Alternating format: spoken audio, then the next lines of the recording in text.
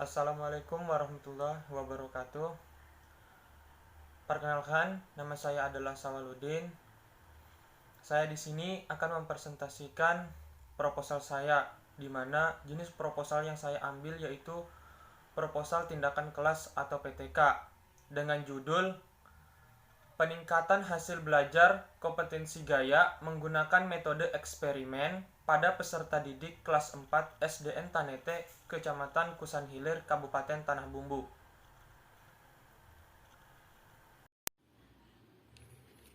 Baiklah, saya akan melanjutkan presentasi saya.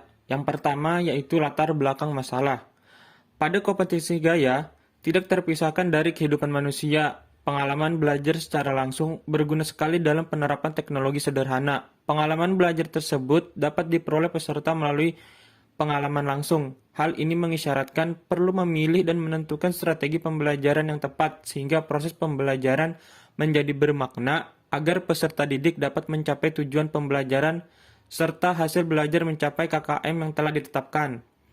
Hasil belajar mata pelajaran IPA, khususnya pada kompetensi gaya, masih rendah, sebab pada kompetensi tersebut, hasil belajar peserta didik 60% rata-rata di bawah 6,5. Proses pembelajaran yang masih konvensional dan pertimbangan guru dalam memilih serta menggunakan metode pembelajaran yang kurang tepat akan sangat berdampak pada hasil belajar.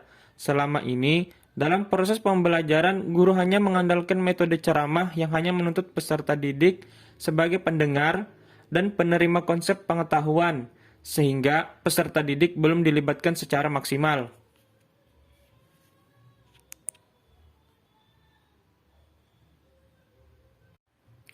Dengan memperhatikan uraian di atas, saya sebagai peneliti tertarik untuk melakukan penelitian tindakan kelas yang berjudul Peningkatan Hasil Belajar pada Kompetensi Gaya menggunakan metode eksperimen pada peserta didik kelas 4 SDN Tanete, Kecamatan Kusanhilir, Kabupaten Tanah Bumbu. Batasan masalah. Peneliti ini hanya terbatas meneliti tentang meningkatkan hasil belajar menggunakan metode eksperimen pada kompetensi gaya. Hasil penelitian ini hanya berlaku terbatas di SDN Tanete pada muatan ilmu pengetahuan alam. Rumusan masalah. Apakah penggunaan metode eksperimen dapat meningkatkan hasil belajar peserta didik pada kompetensi gaya di kelas 4 SDN Tanete, Kabupaten Tanah Bumbu? Tujuan penelitian untuk mengetahui penggunaan metode eksperimen dapat meningkatkan hasil belajar peserta didik pada kompetensi gaya di kelas 4 SDN Tanete, Kabupaten Tanah Bumbu.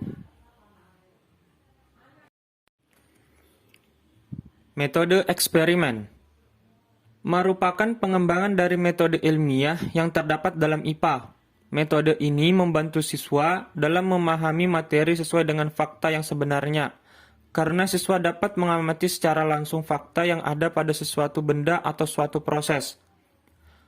Pelaksanaan metode pembelajaran ini dapat dilakukan di dalam kelas atau di luar. Selama kegiatan eksperimen ini, sebaiknya diberikan pertanyaan-pertanyaan yang nantinya akan dijawab siswa melalui kegiatan eksperimen. Misalnya, apakah yang terjadi pada es jika dilelehkan di ruangan terbuka? Metode eksperimen bertujuan 1. Siswa dapat menyimpulkan fakta-fakta, informasi, atau data-data diperoleh. Yang kedua, siswa mampu merancang, mempersiapkan, melaksanakan, dan melaporkan percobaannya. Yang ketiga, siswa mampu menggunakan logika berpikir induktif untuk menarik kesimpulan dari fakta, informasi, atau data yang dikumpulkan melalui percobaan. Yang ketiga, yang terakhir, siswa mampu berpikir sistematis.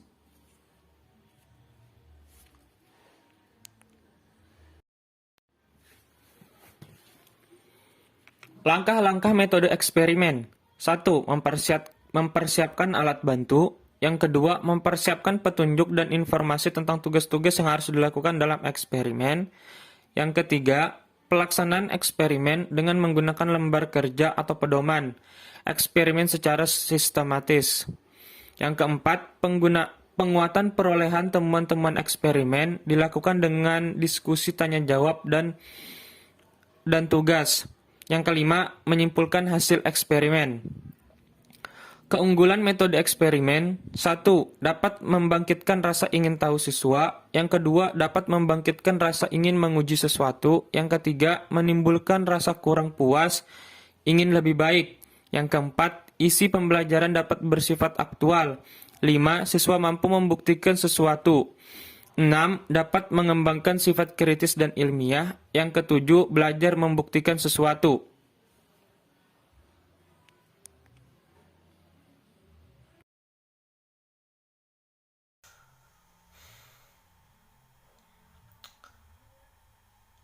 Terima kasih, itulah tadi hasil dari presentasi dari saya. Jika ada salah kata, mohon maaf. Saya akhiri. Wassalamualaikum warahmatullahi wabarakatuh.